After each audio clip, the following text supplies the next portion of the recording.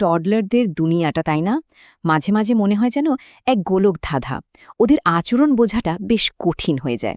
তো চলুন আজ আমরা চেষ্টা করব ওদের চোখ দিয়ে ওদের জগৎটাকে একটু দেখতে। আপনার কি প্রায়ই মনে হয় যে আপনার ছোট্ট সোনামণিটা বড্ড জেদি হয়ে যাচ্ছে বা একগুঁয়ে, একদম কথা শুনতে চায় না?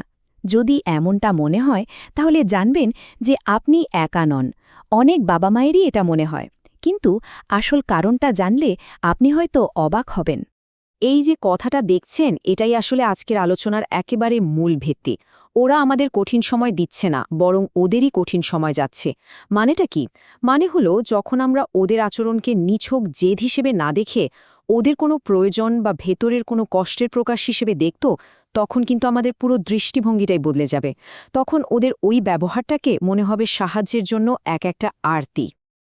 তো ওদের এই কঠিন সময়ের একটা বড় কারণ হলো ওরা আসলে নিজেদেরকে স্বাধীন একজন মানুষ হিসেবে গড়ে তোলার চেষ্টা করছে।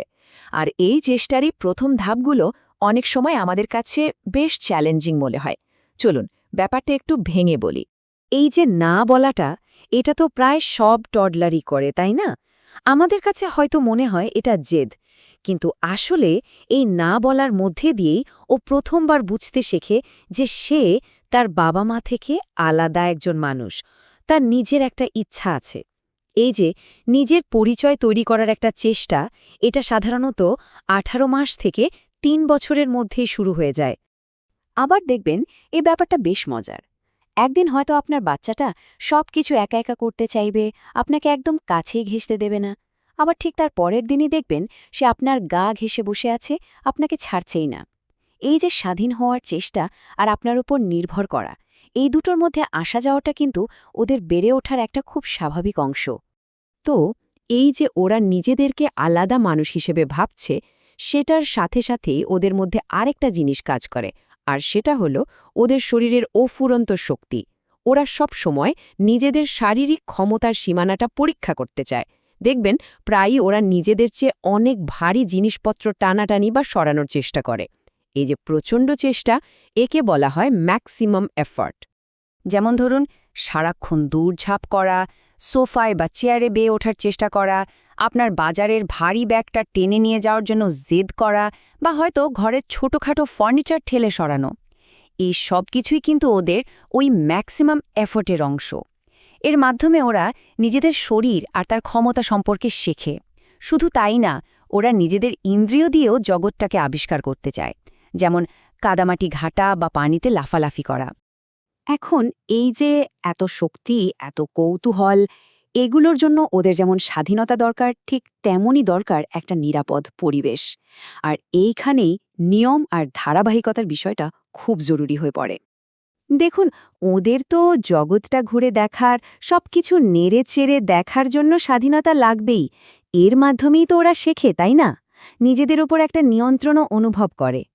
কিন্তু তার পাশাপাশি কিছু নির্দিষ্ট নিয়ম বা সীমানা থাকাও ঠিক ততটাই জরুরি, কারণ এই নিয়মগুলোই ওদেরকে নিরাপদে রাখে আর চারপাশের পরিবেশ আর অন্যদের সম্মান করতেও শেখায়। কিন্তু নিয়ম থাকলেই তো হবে না, নিয়মে ধারাবাহিকতা থাকাটা খুব খুব জরুরি। কেন? একটা উদাহরণ দিই। ধরুন, আপনি নিয়ম করেছেন যে খাওয়ার আগে চকলেট খাওয়া যাবে না, কিন্তু একদিন বাচ্চাটা খুব কান্নাকাটি করল আর আপনি মায়া করে একটা দিয়ে দিলেন। তাহলে কি হলো? ও কিন্তু বিভ্রান্ত হয়ে গেল।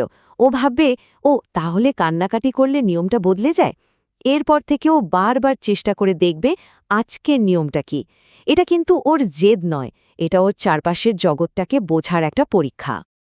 তো আমরা ওদের স্বাধীনতার চাহিদা আর নিয়মের প্রয়োজনীয়তা নিয়ে কথা বললাম। চলুন এবার আরেকটু গভীরে যাই, ওদের মনের ভেতরে, ওদের মস্তিষ্কের গঠনে। এটা বুঝতে পারলে ওদের আচরণ বোঝাটা অনেক অনেক সহজ হয়ে যাবে।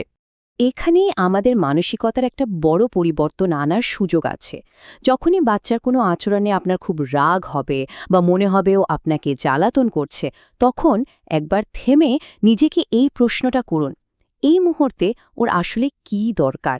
আমি ওকে কিভাবে সাহায্য করতে পারি? বিশ্বাস করুন, এই একটা প্রশ্নই আপনার আর আপনার সন্তানের সম্পর্কটাকে বদলে দিতে পারে। এর একটা বৈজ্ঞানিক কারণও আছে। আমাদের মস্তিষ্কের যে অংশটা আত্মনিয়ন্ত্রণ বা সিদ্ধান্ত নেওয়ার কাজ করে, মানে প্রিফ্রন্টাল কর্টেক্স, সেটা কিন্তু টডলারদের ক্ষেত্রে তখনও তৈরি হতে থাকে। এজন্যই ওরা হুটহাট করে এমন কিছু করে বসে যা হয়তো ঠিক না। এই সময়টাতে আসলে আমাদেরকেই ওদের সেই অপরিণত মস্তিষ্কের কাজটা করে দিতে হয়, মানে শান্ত থেকে ওদের সাহায্য করতে হয়। এই প্রসঙ্গে একটা দারুণ টিপস দিই, যা আপনারা আজকেই চেষ্টা করে দেখতে পারেন। ধরুন, আপনি আপনার বাচ্চাকে বললেন, জুতোটা পরে নাও। বলার পরেই কিন্তু আমরা আবার তাড়া দিই, কি হলো, পড়ছ না কেন? এটা না করে ওকে কথাটা বলার পর মনে মনে 10 সেকেন্ড গুনুন, একদম চুপ করে। এই সময়টা ওর মস্তিষ্ককে আপনার কথাটা বুঝতে আর শরীরকে সেই অনুযায়ী কাজ করতে সাহায্য করবে। দেখবেন অনেক সময়ে আপনাকে আর দ্বিতীয়বার বলতেই হবে না। শুধু এগুলোই নয়, ওদের আরও কিছু গভীর প্রয়োজন আছে। যেমন, ওরা চায় ওদের কথাগুলো আমরা শুনি, ওরা নিজেদের মতো করে ভাব প্রকাশ করতে চায়। ওরা একটা কাজ বারবার করতে ভালোবাসে যতক্ষণ না সেটাতে ওরা একেবারে পাক্কা হয়ে যায়। আর সবথেকে গুরুত্বপূর্ণ হলো, ওরা পরিবারের একজন দরকারি সদস্য হতে চায়। খেয়াল করে দেখবেন, আপনি যখন রান্না করেন বা কাপড় গোছান, ওরাও কিন্তু ছোট্ট হাতে আপনাকে সাহায্য করতে ছুটে আসে, কারণ ওরা পরিবারের কাজে অংশ নিতে চায়। তো এতক্ষণ আমরা আলোচনা করলাম যে টডলারদের আচরণের পেছনের কারণগুলো কি কি, মানে কেন ওরা এমন করে। এবার চলুন একদম সংক্ষেপে দেখে নিই যে এই কারণগুলো জেনে আমরা ওদেরকে কিভাবে সাহায্য করতে পারি। পুরো আলোচনাটাকে আমরা এই 4টে পয়েন্টে নিয়ে আসতে পারি। প্রথমত, নিজে শান্ত থাকুন আর নিয়মকানুনের ব্যাপারে ধারাবাহিক হন, এটা ওদের নিরাপদ বোধ করায়। দ্বিতীয়ত, ওদেরকে নিরাপদে ছোটাছুটি করার আর সবকিছু নেড়েচেড়ে দেখার সুযোগ দিন, এটা ওদের বিকাশের জন্য দরকারি। তৃতীয়ত, কোনো কিছু বলার পর ওই 10 সেকেন্ড অপেক্ষা করার নিয়মটা মনে রাখবেন। আর চতুর্থ, ওদেরকে বাড়ির ছোটখাটো আসল কাজে যুক্ত করুন, দেখবেন ওরা নিজেদের খুব গুরুত্বপূর্ণ ভাববে। আসলে দিনের শেষে মূল কথাটা হলো বোঝে পড়া।